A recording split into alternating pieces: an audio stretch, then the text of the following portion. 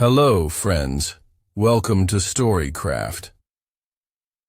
On this channel, you will enjoy world top stories. Let's view the video. The Kid Who Vanished in 1920 and Reappeared in 2020, The Disappearance on Maple Street. A quiet morning turns dark. It was a crisp autumn morning in 1920, and the town of Elmridge stirred to life under golden leaves. Children laughed on their way to school, and shopkeepers opened their doors with the usual clang of bells. Among them was 9-year-old Thomas Everly, a bright-eyed boy with a slingshot in his pocket and adventure on his mind. He waved goodbye to his mother, promising to be home before sundown. That promise would never be kept. The last sighting at 10:14 a.m., Mrs. Harper, the baker's wife, saw Thomas near the corner of Maple Street, chasing a red ball that had rolled into the woods. She called out to him, but he was already gone, vanishing into the tree line. That was the last time anyone saw him. The red ball was found resting at the forest's edge. No footprints, no signs of struggle. Just silence. A town in panic by nightfall. The entire town had gathered with lanterns, dogs, and a burning fear in their chests. Search parties combed the woods. Rivers were dragged. Barns were checked. But Thomas had simply disappeared. His parents clung to hope, but each day chipped away at their belief. By the end of the month, the Everly home was draped in black. The town declared Thomas dead. A small headstone was placed in the local cemetery, an empty grave for a lost child. Unanswered. Rumors spread like wildfire. Some claimed they heard strange noises in the forest that day. Others swore they saw odd lights in the sky. A few whispered about a local legend, the Turn Grove, a hidden patch of forest said to warp time and space. But no one could explain. What happened to Thomas? The case grew cold, buried under decades of dust and sorrow. The photograph in the attic, in 1975, a local historian cleaning the attic of the old Everly house stumbled upon a peculiar photo. It was dated 1920, but the boy in the image stood beside a car that wouldn't be invented for another 30 years. The child in the picture? Identical to Thomas Everly.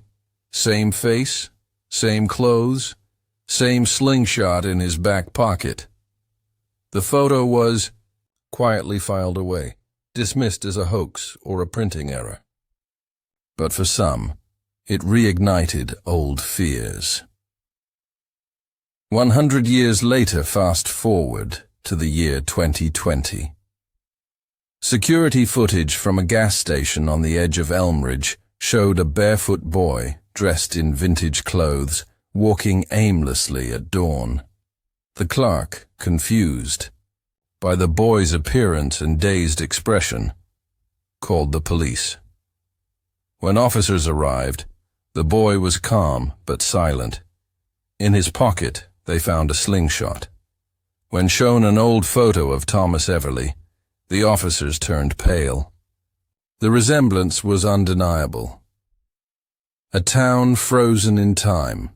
The boy who didn't belong. The small interrogation room at the Elmridge police station was dimly lit and quiet. Officers watched the boy closely, noting his calm demeanor and outdated clothing. When asked his name, he responded softly, "Thomas Everly." The room fell silent. The name still held weight in Elmridge. A century-old ghost story suddenly made real. A perfect match fingerprint analysis was conducted, not out of belief, but protocol. The result stunned everyone. A perfect match to the 1920 records of Thomas Everly, preserved in dusty archives, his dental records aligned. and even a birthmark on his left shoulder matched a note in the old medical file. The impossible was now undeniable. He remembers everything.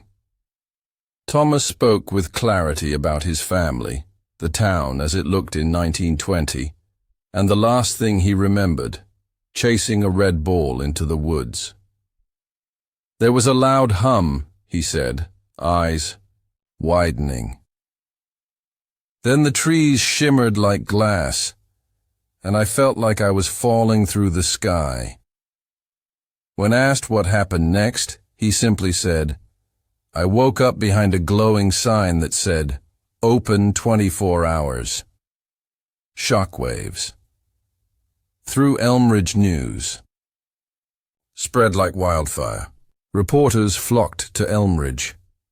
Paranormal investigators, scientists, and even conspiracy theorists arrived with their equipment and theories. Townsfolk who once whispered about the legend of Turn Grove now spoke openly, their hushed warnings, from childhood taking on terrifying new meaning.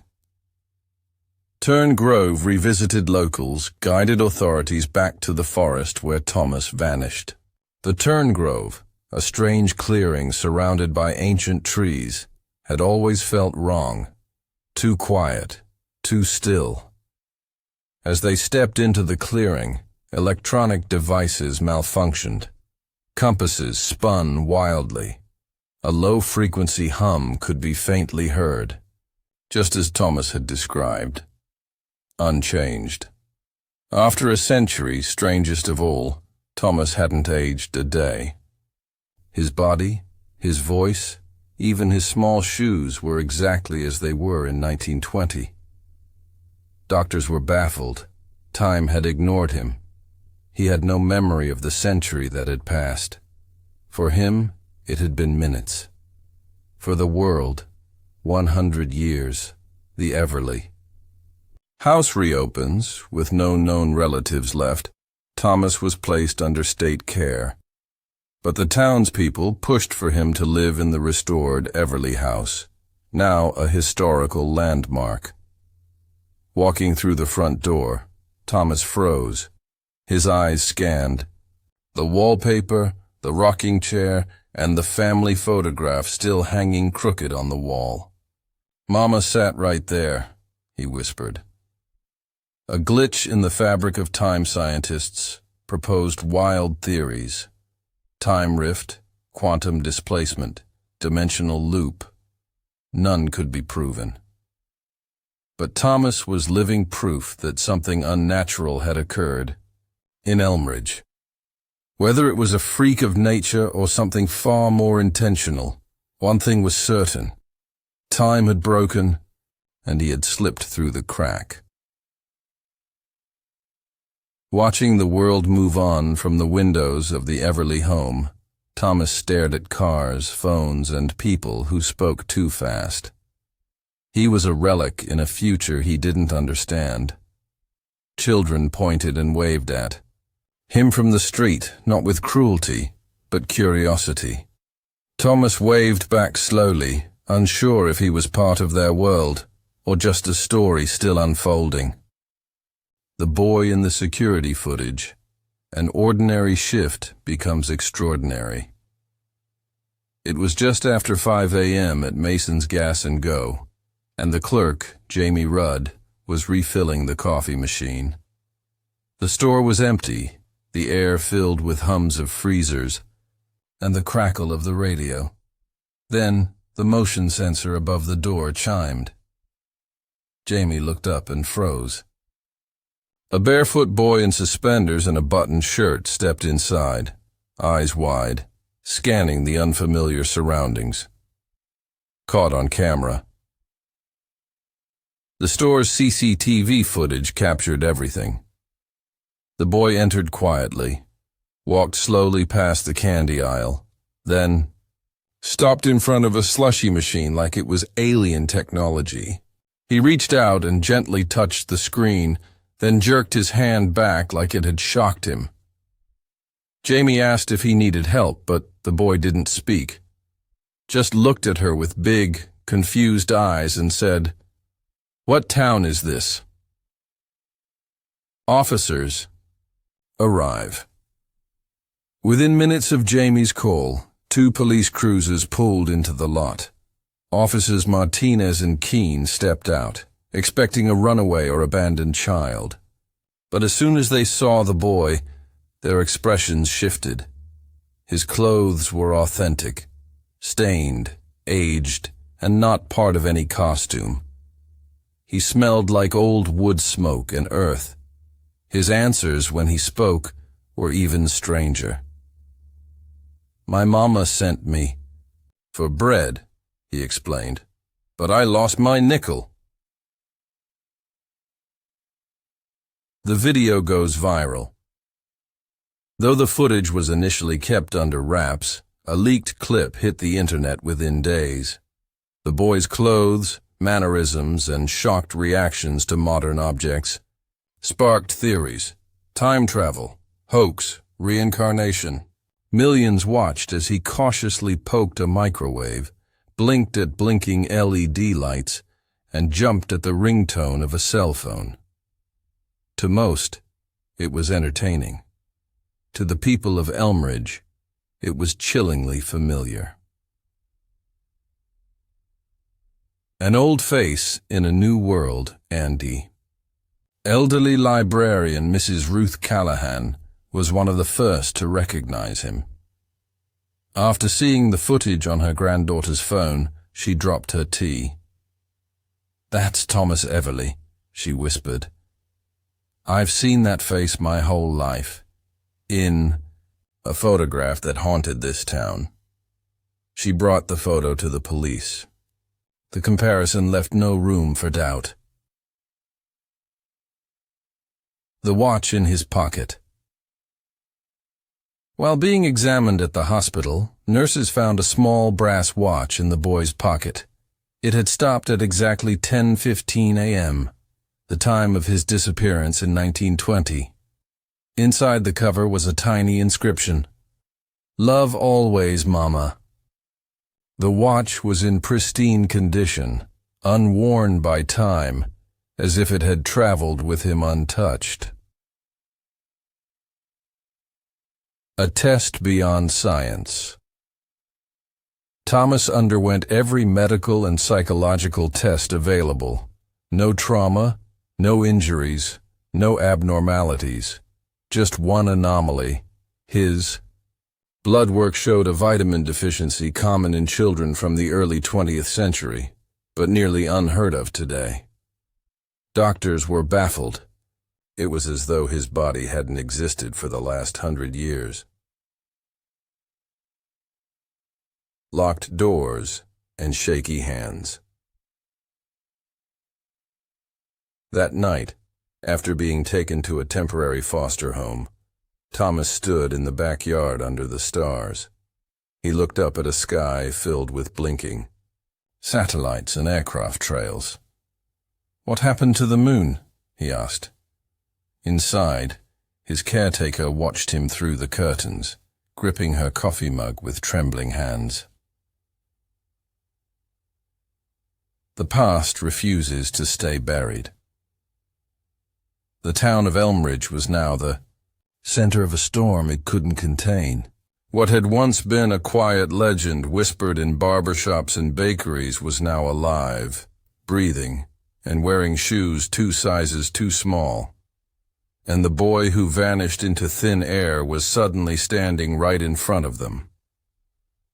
Whispers from the past, voices only he could hear.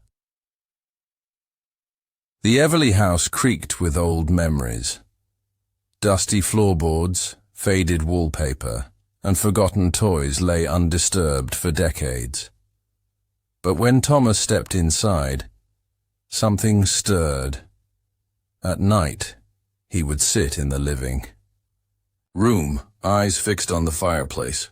"Mama's voice is here," he said quietly. "She's calling my name, just like she did when supper was ready." Dreams that felt too real. Each night, Thomas tossed and turned, whispering names no one recognized. He dreamt of running through the woods, chased not by fear but by a force he couldn't describe.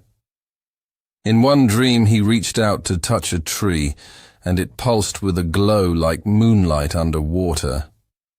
He would wake drenched in sweat, breathing heavily. "It's like I never left," he muttered one morning. "Like part of me is still there." The journal in the floorboards. While exploring the attic, Thomas found a loose floorboard beneath, an old trunk. Beneath it was a small leather-bound journal, his father's. Pages filled with neat cursive handwriting detailed the days and weeks after Thomas vanished. "The forest took my son," one entry read.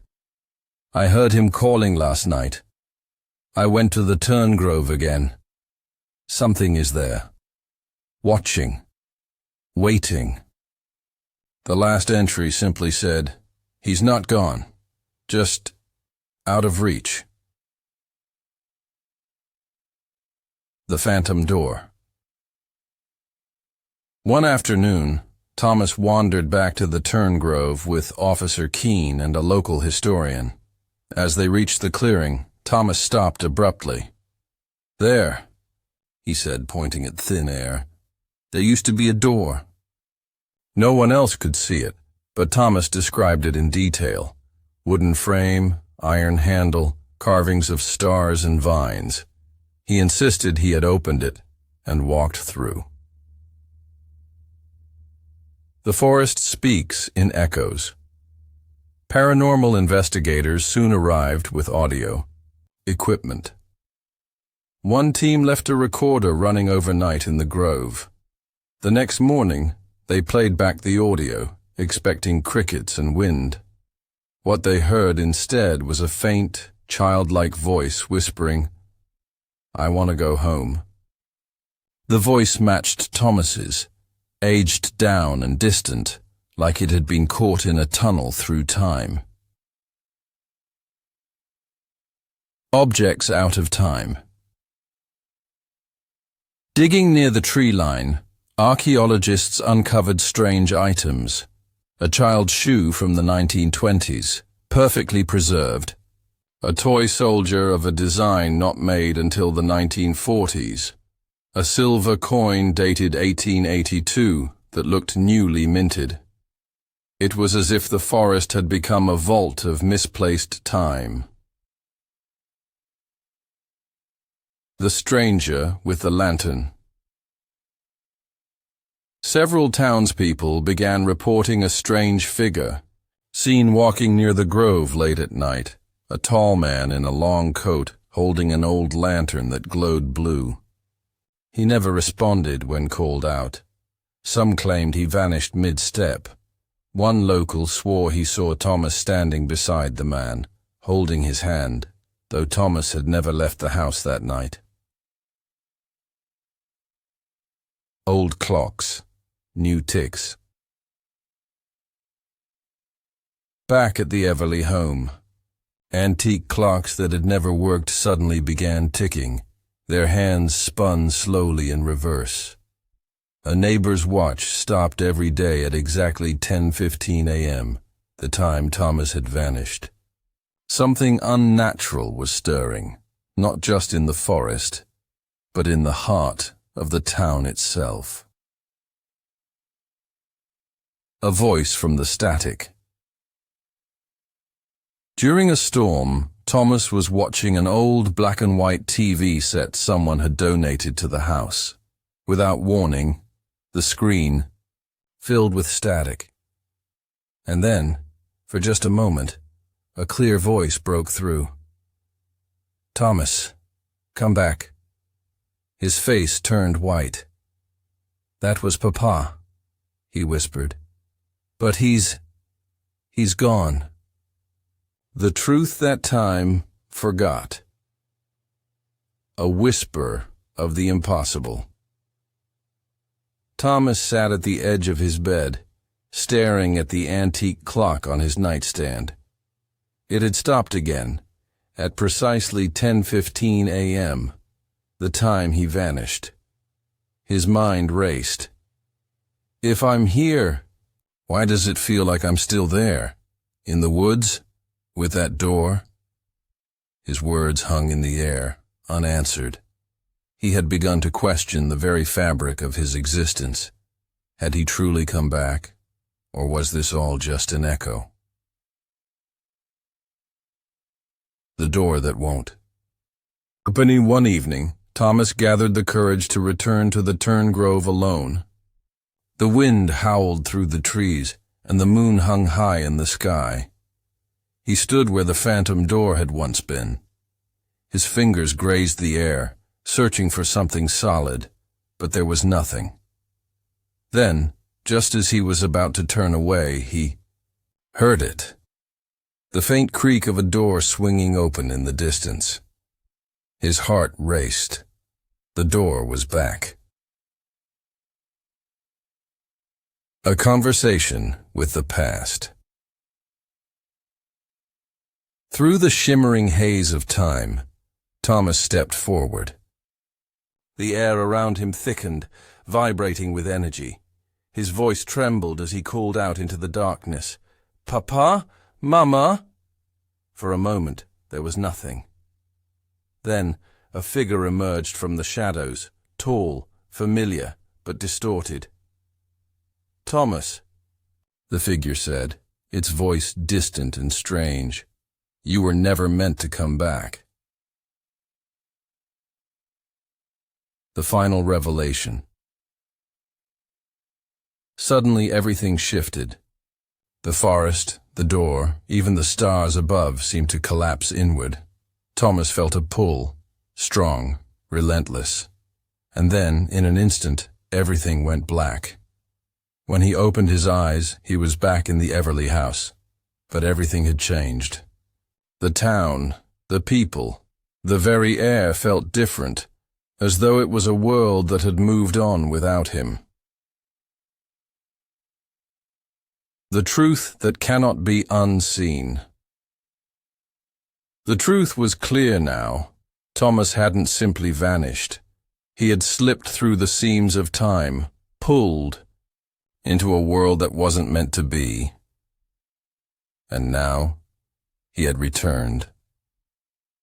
But at what cost? The door had opened once, but could it ever truly be closed? Thanks for watching. Subscribe our channel Storycraft for more interesting videos.